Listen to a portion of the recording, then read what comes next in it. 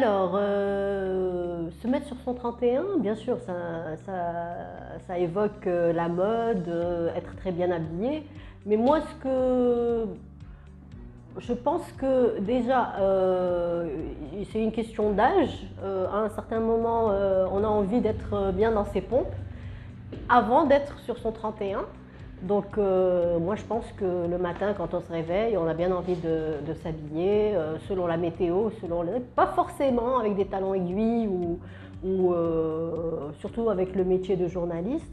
Donc on peut être sur son 31 avec un jean, bien habillé, bien maquillé et surtout être dégagé de belles énergies, de belles ondes, sourire le matin. C'est un ensemble. Pour moi, sur le 31, moi, je dirais que on s'éloigne de l'expression première de plus en plus. Il faut être bien.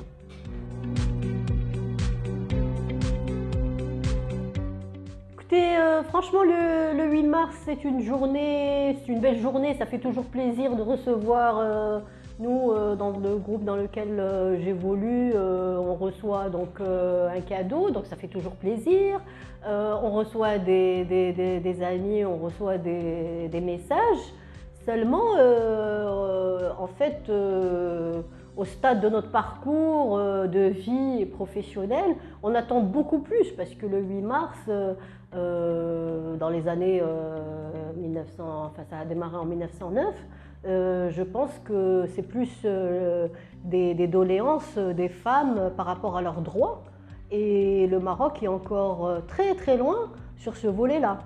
Il y a eu des avancées, certes, mais aujourd'hui, il faut prendre le taureau par les cornes et légiférer pour justement que les entreprises qui justement se positionnent sur la stratégie du genre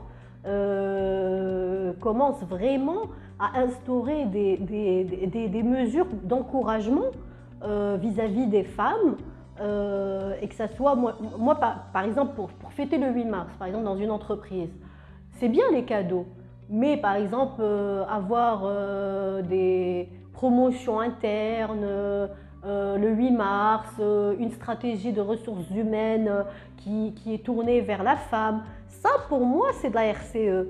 Mais juste donner une fleur ou un cadeau, ça reste quand même, ça fait plaisir. On ne peut pas dire non, on peut pas dire, on va dire amen. Mais je pense qu'aujourd'hui, vu la volonté royale, vu le positionnement de la femme sur la scène économique, et vu la population, c'est-à-dire on est à 50-50. S'il y a un plan du Maroc en marche, il faut absolument aller avec la femme. Et quand je parle de la femme, je ne parle pas que de la femme dans la ville. Bon, moi, je vois par exemple dans les campagnes, il y a quelque chose une fois qui m'a vraiment... J'étais vraiment dans le Maroc profond, à Tizi Ouzcheg, à quelques kilomètres de Marrakech, et on voit que la femme travaille beaucoup plus que l'homme. L'homme est sur l'âne en train de marcher et la femme, elle avait sur ses épaules des marchandises et des tas de branches pour chauffer le logis. Alors moi franchement, quand on dit que la femme n'est pas égale à l'homme, oui peut-être dans l'autre sens.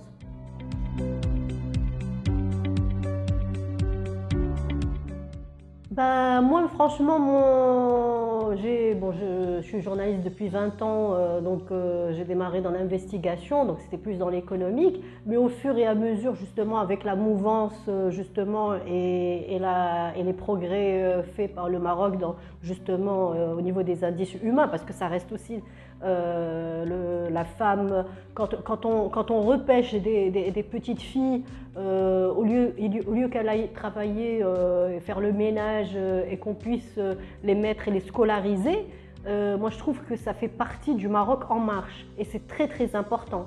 Donc j'ai un peu diversifié mes axes de traitement journalistique et j'ai beaucoup sensibilisé sur ce volet-là. Et aussi sur le volet en termes de capital humain, je gère donc une rubrique capital humain et je mets très souvent en lumière le leadership au féminin, mettre de la lumière sur des personnes des femmes qui ne sont pas connues, mais qui ont des trajectoires magnifiques.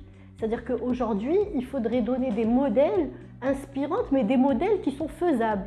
Parce qu'on ne peut pas à chaque fois donner, par exemple, à l'étudiante, elle ne peut pas s'identifier à une ministre ou une écrivaine.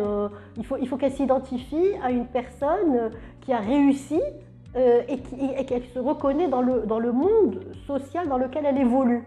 Sinon, ça devient de l'utopie. Donc, moi, je pense que le rôle des médias, c'est de mettre de la lumière sur les femmes qui sont comme les abeilles, qui sont vraiment dans l'ombre et qui travaillent discrètement et qui sont très efficaces. Et il y en a beaucoup au Maroc.